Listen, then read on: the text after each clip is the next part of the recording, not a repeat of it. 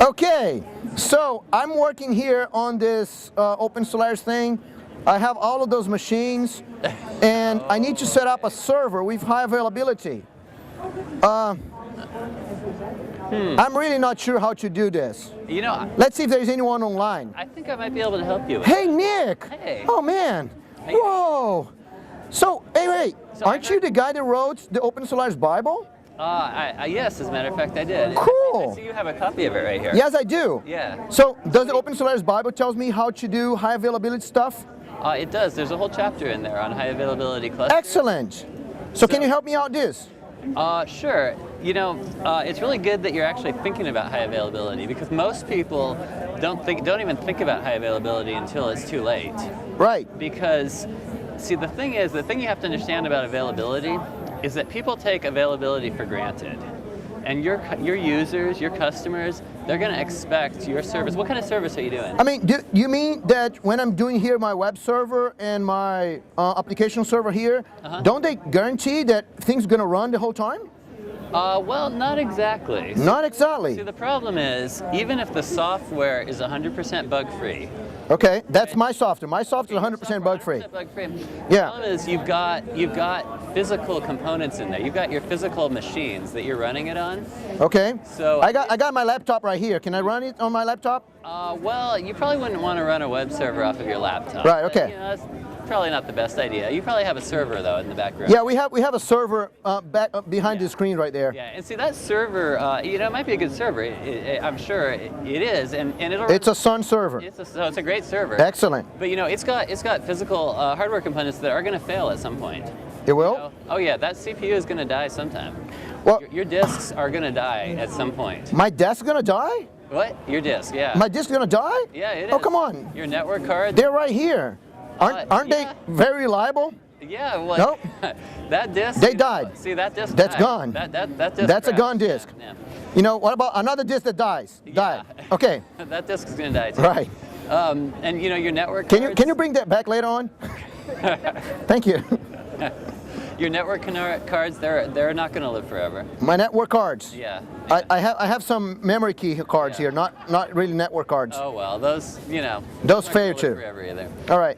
And you know, you might accidentally, sometimes you might just trip over your power cord and shut down the whole server. There's a lot of power. Oh, my laptop, like this. Or you know what? I could drop my server. Or your admin might just pull your server out of the rack or something. Oh, thank you. That's high availability. I drop my server and it comes back up, right?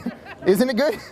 So the way high availability works. Thank you again. You use hardware redundancy. So you have like two machines. Okay. Two separate servers, maybe not even in the same room.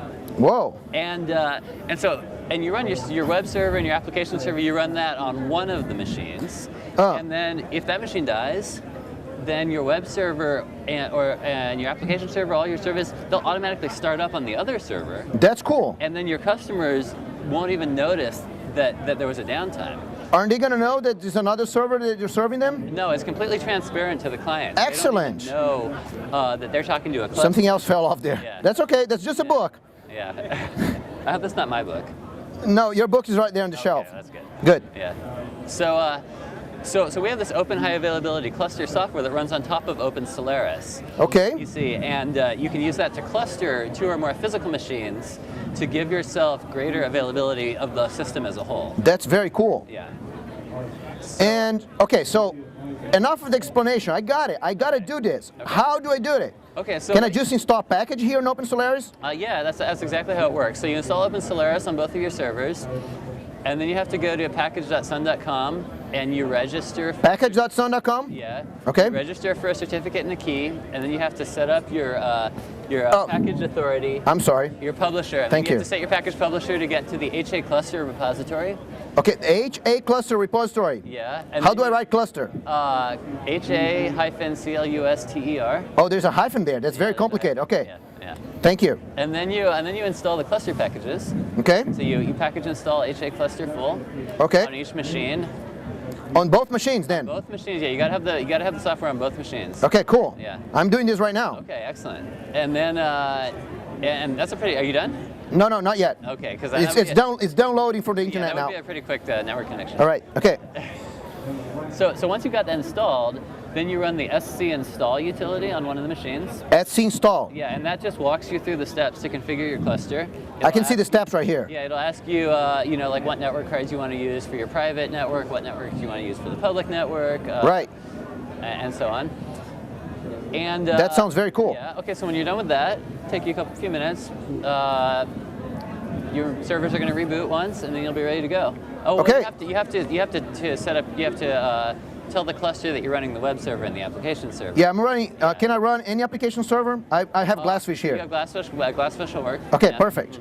And any web server too? Yeah. You can use Apache. Okay, I'm using Apache here. That's fine. Good. Okay, good.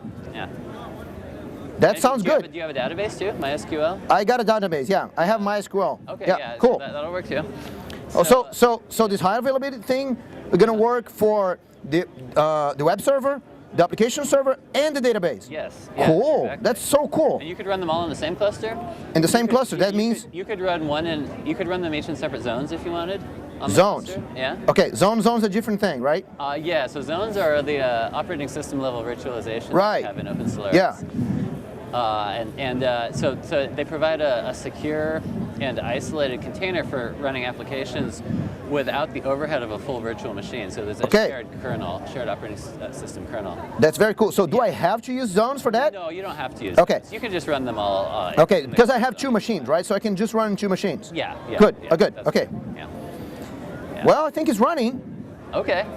Well. That was so easy. Yeah, and you know, as a test, you can sort of kill one of the machines. Can I kill one of the machines? Yeah. Dead. Okay.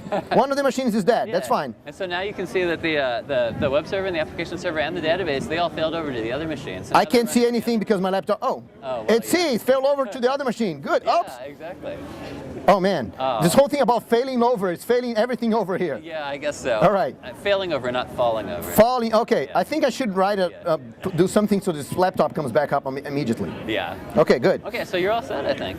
Okay. Thank you, man. That was pretty easy, huh? Hey, that was excellent. Oh God. Yeah. You know, so good to have Nick around. Yeah. So if I don't have you around, how can I get all of your knowledge? Well, so you can look in our book, Open Solaris Bible. There's a chapter on HA clustering. Open Solaris Bible. You got that, right? You get the Open Solaris Bible, and all of Nick's knowledge is on your head. Or you can go to opensolaris.org, and you can search for HA clusters, and there's a bunch of documentation on there. Or you can go to docs.sun.com. So it's all online for free on the internet? Yeah, it is. Whoa! This Open Solaris stuff is so cool. Yeah. And you can go to docs.sun.com and you can look for the Sun cluster documentation. So Solaris cluster is the commercial product that runs on Solaris 10. Okay. And Open High Availability Cluster is the software that runs on Open Solaris. All right, which one is better? Well, they're equally good for different for different platforms. Okay, so excellent. If you're running Solaris 10, you got to run Solaris Cluster. If you're running Open Solaris. Open Solaris, you got to use Open HA Cluster. Okay. Yeah. Excellent. Yeah. Well, Nick, thanks a lot, man. You're solving a lot of problems. Now I have my server up and running, and it's high availability, so if it falls off, the other machine is going to pick it up? Yeah. Excellent. So all my users are going to be happy? Oh, yeah.